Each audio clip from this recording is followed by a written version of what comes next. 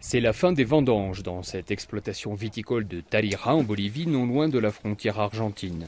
Ici, sur des sols calcaires et sous un climat chaud et sec, on produit l'un des vins les plus hauts du monde.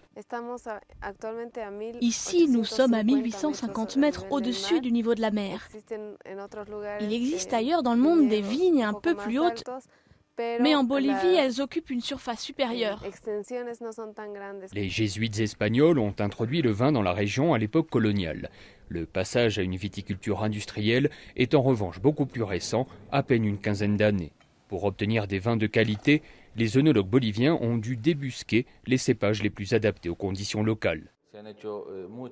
Nous avons réalisé de nombreuses micro-vinifications avec plusieurs variétés et les cépages qui se sont les mieux adaptés sont le Côte, le Merlot, le Tana qui fonctionne aussi très bien, ou bien encore le Petit Verdot, ce qui nous donne des vins avec beaucoup d'arômes de fruits rouges comme la myrtille ou la prune. Les Boliviens boivent plutôt de la bière et ne consomment qu'1 litre de vin par personne et par an, bien loin des 54 litres bu par les Français. Les viticulteurs du pays espèrent donc stimuler la consommation interne, mais pas seulement.